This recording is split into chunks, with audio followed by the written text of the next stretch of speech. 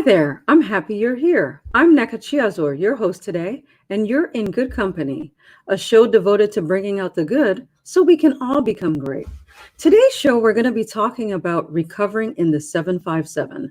And who better to help us have this discussion than 757's best and brightest? With us today are Brian Stevens, President and CEO of the Hampton Roads Chamber of Commerce. Hey, Brian. Hello, Nneka. Thanks for joining. Ron Lewis, CEO, LTC2 Consulting, focused on training veteran-owned businesses. Welcome, General Ron. Thank you for joining. Good morning, Nneka. How are you? Doing great, thank you. Blair Durham, President, Black Brand, Hampton Roads Regional Black Chamber of Commerce, is also with us. Hey, Blair. And we also have Johnny Garcia, President of the Hispanic Chamber of Commerce, and also, I believe, the Hampton Roads or the 757's best golfer. Is that correct, Johnny? I wouldn't say that. There's a lot of good golfers. Thanks for having me this morning. Thank you. Thank you all for being here. So thank you for joining the show. Right now, many businesses in Virginia across the Commonwealth are struggling. Many businesses, quite frankly, across the United States are struggling. What are you hearing, Brian, from businesses in the 757 at this time? Yeah, thank you for that question, Nneka. And it's really a good question. I think you used the proper word when you said struggling. I think that describes what most of the business community is going through right now. They're struggling. You know, we had a recession back in 2008, 2009, and it took us about 10 years to recover from that. This is significantly worse than that. Just a few months ago, we had a thriving economy. We had the lowest unemployment in decades at about 2.6. All that has changed now. So what we did at the Chamber is we established a COVID-19 business resource guide. And we pushed that out to the business community. It's on our website. We pushed it out social media. And what it is a repository of all the programs that are out there to assist businesses. After we did that, we wanted to know exactly what the impact of COVID-19 was on businesses. So we actually sent out a survey to all of our members. I'd like to tell you about some of those statistics. 75% of our businesses have been disrupted or extremely disrupted by the COVID-19. So that is 3 out of 4 businesses are struggling right now because of the COVID-19. 74% reported a significant loss of revenue against their budget. So again, 3/4 of the companies out there are experiencing revenue shortfalls. 42% reported that they have a reduction in workforce, which contributes to the over 10% unemployment right now. 75% have instituted work at home policies, and 79%, almost 8 out of 10, said that the number one thing that they need right now is information on the assistance programs. And so that's another reason why we keep up that resource guide up to date. Significant challenges in our business community, but I do believe that we will come out of this and our businesses will recover. Thanks, Brian. And thanks for that resource guide. I know of several small businesses that have mentioned that guide on your website as a really helpful tool at this time. I'm going to pivot to Ron because 3 out of 4 businesses struggling. I've got to imagine that there are some veteran-owned businesses in that mix. What are you hearing from those that you consult with? Yeah, thank you, Nneka. And Brian, the stats are exactly right on. I've talked to a lot of small women, minority, veteran-owned business leaders recently just to get an idea of how they're doing, how they are reimagining how they work right now. I would say just a couple of things. Number one, all of the leaders are excited, optimistic, and ready to get back to work. Tough couple of quarters, present company included.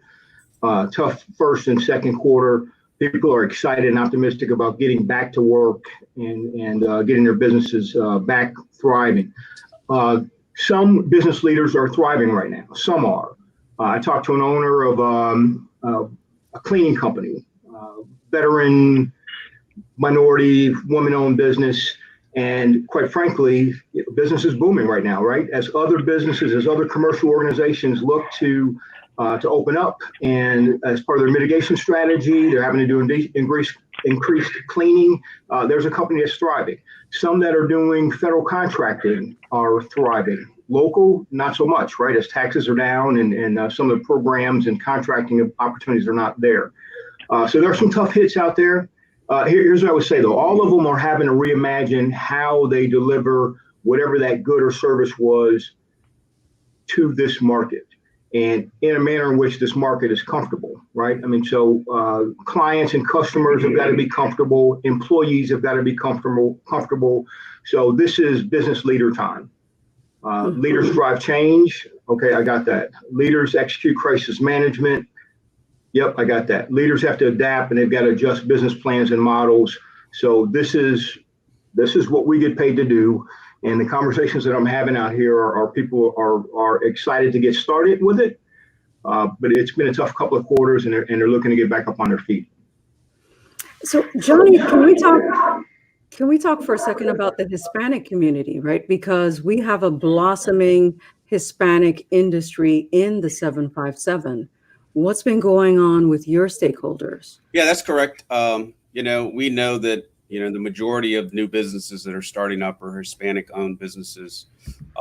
Unfortunately, the ones that are being hit the most are those businesses for a number of reasons, but probably the most important reason is education of these Hispanic business owners, where to go as far as resources are concerned. In the Hispanic Chamber, what we're trying to do is enforce a couple of things, but one, most importantly, is that our business owners need to understand that most of everything that we have out there is English. Unfortunately, a lot of our business owners do not, their first language isn't English. So if you go to these resource centers, especially with the PPP, it was all in English. And what we were able to do at the Chamber, as well as the Hispanic Resource Center, is provide these instructions, provide a little bit of training in Spanish. But one of the things that I pushed as part of the Hispanic Chamber is we need to pivot, and that's one thing that we talked about at the Hampton Roads Chamber, is we need to pivot to positive, and that's extremely important. One of the aspects of our business owners is that they're down and out. They're not going to be able to recover from this. They're losing hope. They're actually shutting their businesses down to go work somewhere else because they're concerned about it. Not only that, access to capital. It was hard before. It's even harder now than it was before. So one part of what we do really well in the 757 is identify means and ways of capital. And so our relationship with the Hampton Roads Chamber is extremely important. They have tons of more resources than we have at the Hispanic Chamber. So we need to figure out how we combine a lot of our efforts, not only with the 757, but outside of the 757. Unfortunately, the 757 isn't spending money. And a lot of these businesses, especially Hispanic-owned businesses, are providing services that people are cutting out, like cleaning services, lawn services, other types of services that Hispanic-owned businesses are losing out on. But again, it's all going to lead to that pivot to the positive, and educating all of our business owners and leaders on how we can pivot to that positive outlook of things. Thanks, Johnny. So on pivoting to the positive, right? Blair, we've heard Johnny talk about folks in the 757 aren't injecting capital the way, at least at a rate at which can support minority-owned businesses. And we know that the recession is having a disproportionate impact on minority communities, including minority-owned businesses. We know that civil unrest has also had an impact on the economy. What are you seeing in Black Brand in terms of actions that we can take to ensure an inclusive recovery in the 757? Is it PPP for minority-owned businesses? Is it offering more language options to Johnny's point earlier? What do you see as some concrete steps to making recovery in the 757 more inclusive? Yeah, for sure. Great question. And I actually am in harmony with what Johnny has said. We focused quite a bit on reframing this narrative. So we know that minority businesses are hardest hit by these challenges. But one thing that I've recognized is although 96% of our businesses across the country, Black-owned businesses I'm speaking of, will not be able to access the PPP, the EIDL is a huge opportunity. And it is providing capital that, as we mentioned before, a lot of our businesses just would not have been able to access otherwise. And so we have put together programming that not only provides instruction in terms of accessing these resources, but we're also assisting business owners with improving their business models, with adding new products and services for sure, preparing to raise capital once this has passed. We're also helping business owners to build and improve their banking relationships. We've definitely identified that as a critical challenge in terms of accessing capital. And so we're focused on the positive as well, just looking at what has the pandemic really highlighted. And it is, that there's a gap, and that oftentimes there are resources that we can take advantage of. So I'm hopeful. And on being hopeful, it just occurred to me that there might be folks out there who might not even know what the PPP or EIDL means. So do any of you want to just quickly unpack what those two programs are? Yeah, if I could, I'd like to, because we've had a number of examples in the Hispanic community about the PPP and EIDL, specifically professional businesses. And in particular, one example is a dentist, a thriving dentist before the coronavirus. And unfortunately, she was not able to recover. And just at the last minute, she came to us and asked about the PPP and EIDL, and we helped her to apply for it. But the approach that she took was that of which she couldn't recover. So she's actually shutting her practice down. She was able to find a job somewhere else in another thriving dentist office, but because she just didn't understand the process and didn't understand where to go for help. And again, that's unfortunate. As a business owner, you should know where these resources are. I mean, the Hampton Roads Chamber does a phenomenal job of getting that type of word out to businesses. But unfortunately, in the Hispanic community, we're not as engaged as we need to be. And so that's one of the primary objectives for us coming up. And just so you are aware, I just became the president of the Hispanic Chamber just last week. I was wondering about that. Yeah, so it's fairly new. It's a fairly new position for me. And we're in the midst of a number of strategic alliances. And, Brian and I have been talking, and Blair, I know you and I have, we definitely need to connect, but this is extremely important where we leverage our limited, and I say limited resources to help these small businesses. And fortunately for me, I'm on Brian's staff, and I mean, I'm not getting paid, but for small businesses, and it's extremely important because that's where we're going to recover. That's where we're going to pivot to the positive, is with small businesses. And fortunately for us, these minority, and I'm minority, I'm a veteran, and I'm a small business owner. I'm looking to the chambers to help me. And fortunately for me, I haven't lost a step. I'm one of the lucky ones of the one of four that the general's talking about. But a number of my friends and partners are not in the same position. Right. So we have to figure out how we help those. And unfortunately, we're probably going to lose 35 to 40% of those businesses. They're not going to recover from this. Nneka, can I comment on this topic before we go to the next question? Because I really feel passionate about this. And I think Ron and Johnny will both tell you that. We're working very hard in this area of inequities and the injustices in our society right now. I think that the situation that we find ourselves in provides an opportunity for us to address some of these issues. We at the Chamber fundamentally believe that all Americans should have the opportunity to earn their success.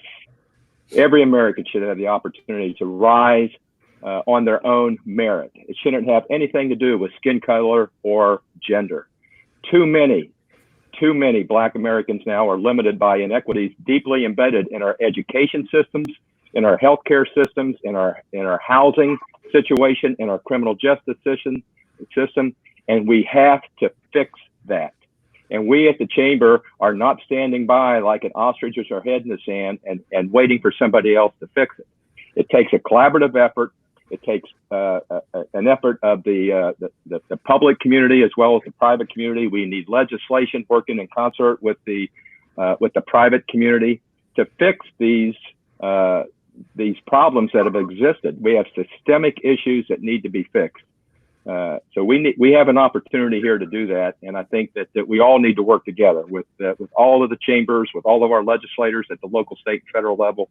We need concrete legislation to address these issues, and we need solid DE&I programs in every business in Hampton Roads, and that's what we're working towards. Thank you, Brian. Thank you for your leadership. Yeah, and awesome. at Cox, we stand with you on D&I and equity for all. Don't you just love Brian Stevens? I love Brian Stevens, but you all know that. So let's talk a bit about, models, right? Because we talk about D&I as a model, but how do you see organizations modifying their business models as a result of everything that has gone on? How do you see that evolving? Like we've seen in the restaurant industry, for example, right? Takeout now has become a new way of doing business. Are there other ways that you see models being modified? Talk to us about that. And Ron, I guess I'll start with you. Okay, thanks, Nneka. And Brian, I agree with your points there, and I appreciate what your chamber and the other chambers are doing in that manner. So people that I'm talking to, Nneka, are looking at diversification. If you weren't diverse before, if you didn't have a good breakout of government contracting versus commercial, you really need to take the opportunity right now to relook your business plan to make sure that when one part of the industry is down, you've got something else that you can turn to. So diversification is one thought on how I'm seeing people change how they're doing business. We've all learned how to do things virtually. What used to be a pivotal, critical part of our touches as a nonprofit, as a small business or whatever, now we're having to figure out how we deliver that product, service. How do you make up for that in-person touch by doing things virtually? So I'm seeing people taking advantage of technology. And that's going to be part of our model from here to come. In terms of how we handle this moment, which Ryan began to talk about, the conversations that are needing to take place begin with what is our company's DNA? Who are we? What our beliefs, our value systems, dignity and respect. We are a team. We're better as a team. Greater good. Your impact as an employee. So the conversations begin with who are we? Values, beliefs, that kind of thing. And from there you can go. And because of that, here's how we treat each other, and we get at this unrest or inequity and the DE&I piece. You also get at, we're going to change our behaviors as a company and deal with this COVID. And we're going to wear masks, or we're going to socially distance. We're going to separate this manner because as a company, this is what we believe in. And our business leaders, we take care of our employees, we take care of our customers, we take care of our clients. So if they're not feeling safe, we're going to be out of business. So those are the way in which I'm seeing models change. Diversification, a relook at our cultures and values, and then having the appropriate conversations as a result of that. Johnny, how are you seeing this play out? How are models changing for your folks? Well, luckily enough, I'm CEO of 7 different businesses. I get to work with extremely intelligent individuals. I hire really well, and that's extremely important in today's day and age. But I think the business models that we're having to adjust has to do with one thing, and that's trust. We have to allow and provide trust to our employees because, like Ron mentioned, there is no actual physical touch. I've been coming into my office ever since this COVID pandemic has started. But luckily for us as a technology company, we embrace technology. We develop technology. And so it was an easy transition for us. The hardest transition for my businesses was my directors and leaders trusting their employees that the job would get done. And actually for us, as we're evolving with this new approach to business, we're actually more productive now than we were before. Our businesses are thriving financially because of the not the need for travel, not the need for a number of other activities that we need to have, tied to our customers. Our customers are trusting us more to the point where in government contracting, they're looking at not actually opening their facilities up, saving a number of dollars and adding employees, adding support staff to those. So that's a very different business model than we had developed before.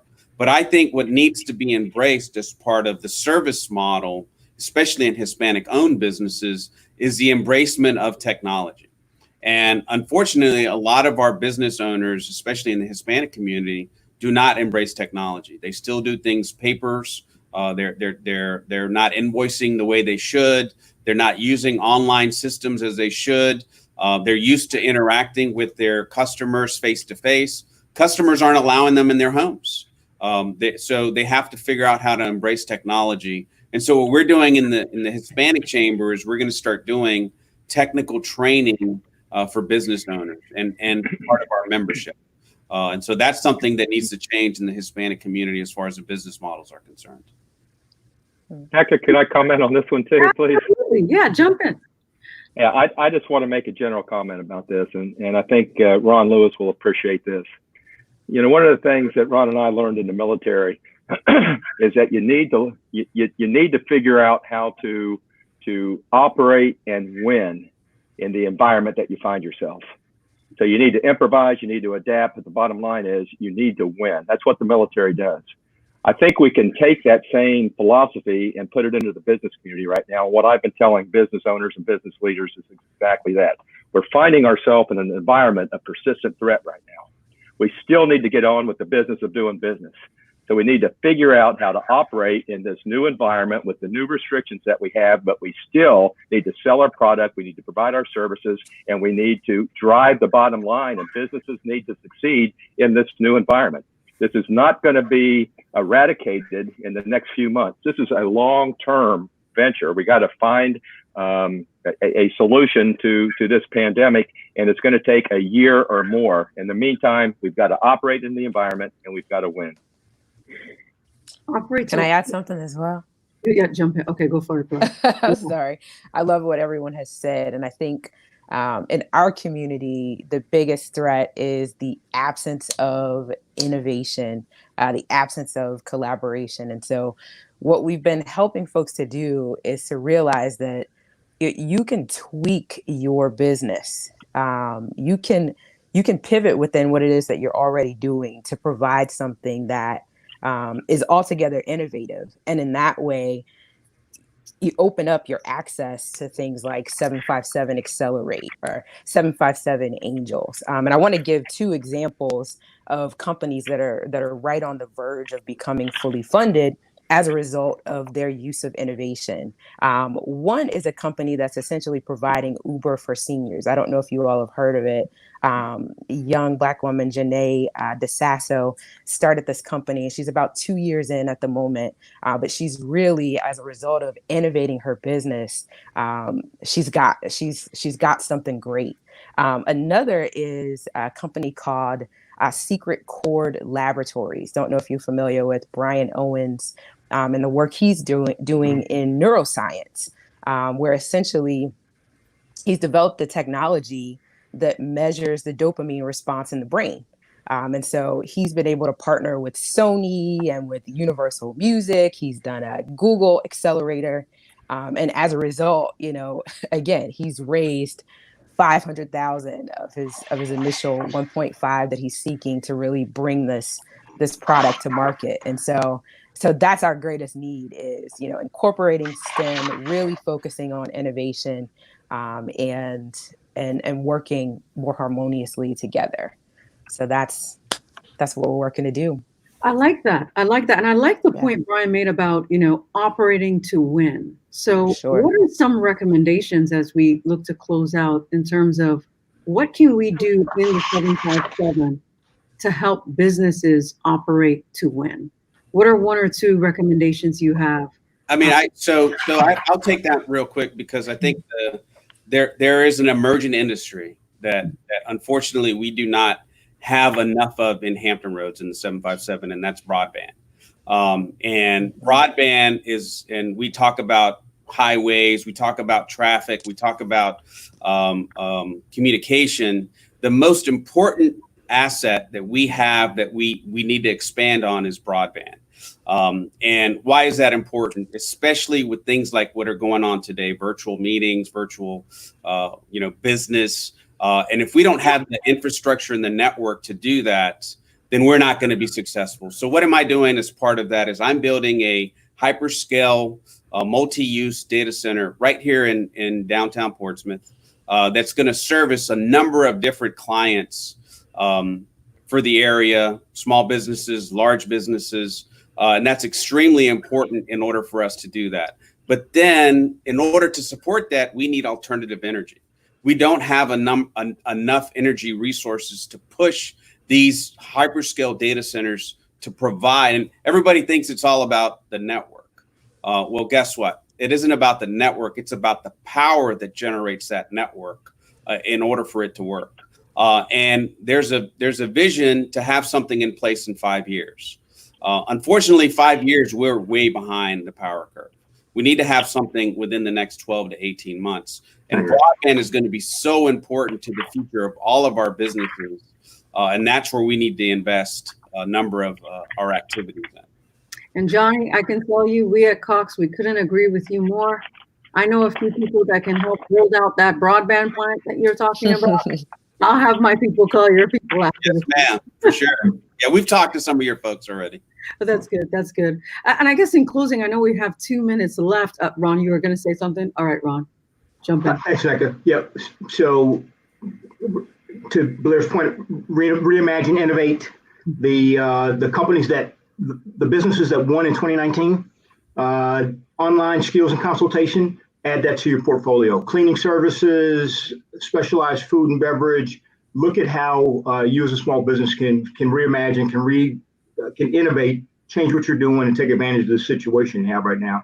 And don't forget about crisis planning as hurricane season comes at us. Prepare, rehearse, prepare for crisis. Right. I've got 2 quick ones too, if I could. All right, go for it. I'm sorry. So I think there's never been a more important time to belong to a chamber. Advocacy is super important right now. We are so much stronger together. And then the second thing is, this is not the time to be silent. If you're having issues, send those issues up, because we're getting lots and lots of results by virtue of chatting with our elected officials and on. So those would be my 2 biggies. And how about you, Brian? Bring us home. Yeah, we have been working extremely hard in a collaborative fashion. A lot of regional leaders have come together, and we formed a 757 Recovery and Resiliency Task Force. That task force has been doing a lot of analysis, a lot of surveys, and we're putting together a pretty definitive recovery and resilience plan. It's called 757 Recovery and Resilience Strategic Plan. Will be much more on that. It has hundreds of people involved. We have 10 committees addressing a lot of different things. And I want to add, one of the things that we ensured that plan included was a diversity, equity, and inclusion piece, which looks at all of our committees and everything we're doing through the lens of equality and inclusion. More to follow. All right. Brian, Ron, Blair, Johnny, thank you for being in good company with us today. And to our viewers, thank you for tuning in. And until next time, I'm Nneka Chiazor, your host. Have a great day. Thank you.